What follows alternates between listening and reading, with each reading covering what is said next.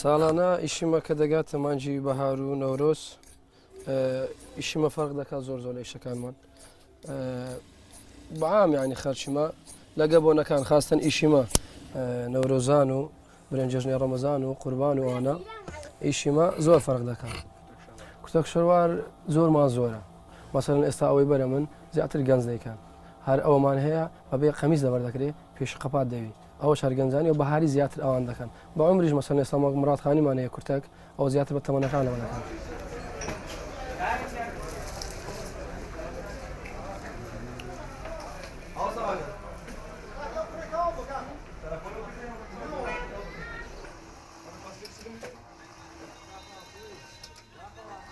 بە بۆنەی نەورۆزیاتینە قاتی کوردی بکەین و قاتین و هیچمان بەس هینوتر بکەین کورتەر هەمووی بەعام شمەچی کوردی وەچی ڕەمزەک دروست دەکات سارانە لە بەرکردنی لۆ نەورۆز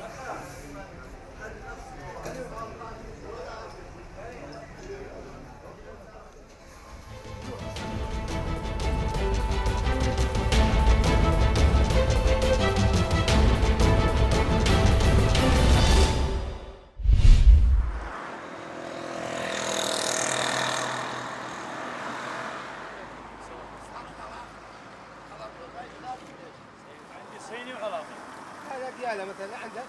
دياله عندي. هذا 112 نعم. الشتل المركز الرئيسي بالقراعات يصير. السواق من القراعات واجي الكركوك ابيعها انا.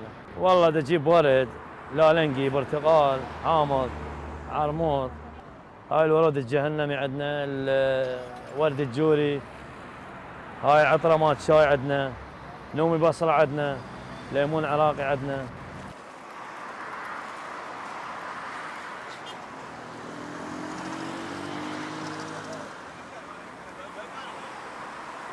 هاتوما داری قەڵەمتۆز و داری نەبەک ئەکرم لەم بۆ دیەکەمانەی بەم ئێستا وەختەیەکی دار لێ دەیت و لە سەرەتا لەگەڵ سەرەتای بەهارە ئەم دارە سەوزە بێ ئەژێتەوە منش بۆ ژینگەی دیەکەمان ئەم دارا بم بۆی کە ژینگەی دیەکەمان جوان بێ سروشتێکی جوانی هەبێ.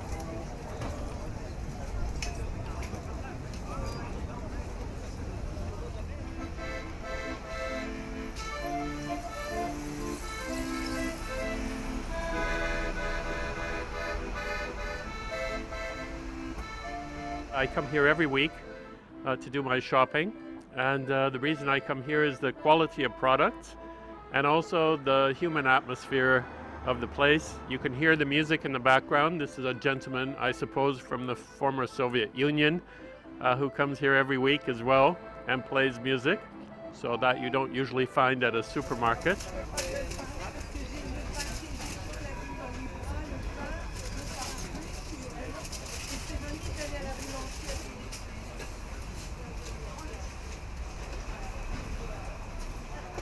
I work in Brussels and I live just near here, and I'm coming here every weekend to make my shopping for the week.